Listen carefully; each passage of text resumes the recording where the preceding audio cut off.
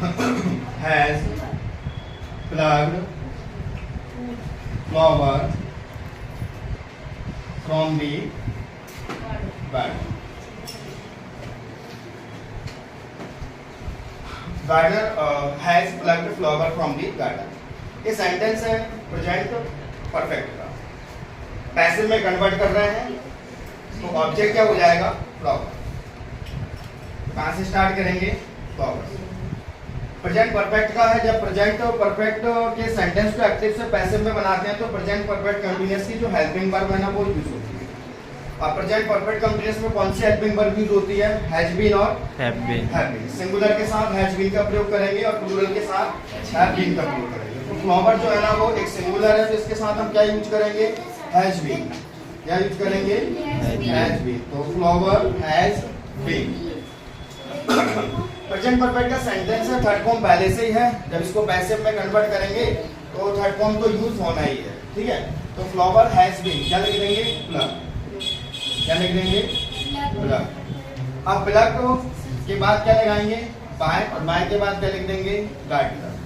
क्या लिख देंगे, गार्डनर। कहां से, from the garden, from the garden. अधिकतर होता क्या है कि कंफ्यूजन ये रहता है कि जो सेंटेंस है, इस सेंटेंस में फ्लावर जो है वो ऑब्जेक्ट है या फ्रॉम दी गार्डन है वो ऑब्जेक्ट है। तो किसी भी सेंटेंस में ऑब्जेक्ट को आराम से समझने के लिए ये देखा जाता है कि किसी भी सेंटेंस में सब्जेक्ट के द्वारा जो काम हो रहा है उसके काम करने से सबसे ज्यादा असर किस चीज के ऊपर पड़ रहा है। तो जिस चीज के ऊपर असर पड़ता है वो कौन हो जाता है, आपका ऑब्जेक्ट हो जाता है। एक तरीके से हम ऐसा समझ सकते हैं और दूसरे तरीके से ऑब्जेक्ट हम इस तरीके से निकाल सकते हैं कि किसी भी सेंटेंस में ये जो हेल्पिंग जो मैन वर्ब है, मैन वर्ब के बाद जो वर्ब होता है ना वो क्या होता है, आपका ऑब्जेक्ट होता है। क्या होता है, ऑब्जेक्ट होता है। तो गार्डनर सेंटेंस क्या था, gardener has plucked flower from the garden. अब सेंटेंस कैसे बन गया कि flower has been plucked by gardener from the garden. Clear हुआ। आपको पता है कि जब हम कभी एक्टिव से पैसिव में सेंटेंस को कन्वर्ट करते हैं तो सबसे पहले सब्जेक्ट ऑब्जेक्ट की जगह पे चला जाता है और जो ऑब्जेक्ट होता है वो सब्जेक्ट की जगह पे आ जाता है, ठीक है। मान लीजिए एज ए सब्जेक्ट यहाँ पर अगर आई होता तो उधर जाके क्या हो जाता, मी। इधर मान लीजिए अगर बी होता तो उधर जाके क्या हो जाता, आई। यू का यू रहता है, बी का अस हो जाता है, दे का देम हो जाता। मान लीजिए बाय चांस उधर कभी ऑब्जेक्ट में देम आ गया तो उधर आके क्या हो जाएगा, दे हो जाएगा। क्या हो जाएगा, दे। क्लियर हुआ। अब जो है मान लीजिए कि यही सेंटेंस नेगेटिव के फॉर्म में आ जाएगा, जैसे कि मान लीजिए gardener has not plucked flower from the garden, from the garden. अब एसिड करना, देखिए एक्टिव में अगर कोई सेंटेंस अगर नेगेटिव है तो उसका पैसिव भी नेगेटिव ही बनेगा। अगर एक तो कोई सेंटेंस एक्टिव में अगर इंटरोगेटिव है तो पैसिव में भी इंटरोगेटिव ही बनेगा, ठीक है।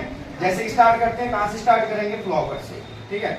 अब फ्लावर के अकॉर्डिंग हम इसमें क्या लगाएंगे, हैज बीन लगाएंगे। तो हैज, अब ये सेंटेंस क्या था, एक्टिव सेंटेंस नॉट वाला था तो इसमें भी क्या लगाएंगे, नॉट लगाएंगे। याद रखना हैज बीन नॉट नहीं होगा, हैज नॉट बीन होगा। क्या होगा, हैज नॉट बीन। तो flower has not been, flower has not been plucked, third form लगाएंगे, ठीक है।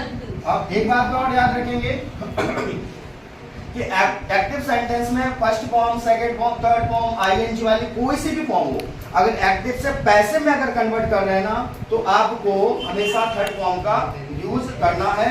You should the third form if you convert any sentence active to passive. Clear. तो flower has not been plucked by gardener, by gardener, from the garden, from the. सभी को आया समझ में? Yes, sir. चलो ठीक।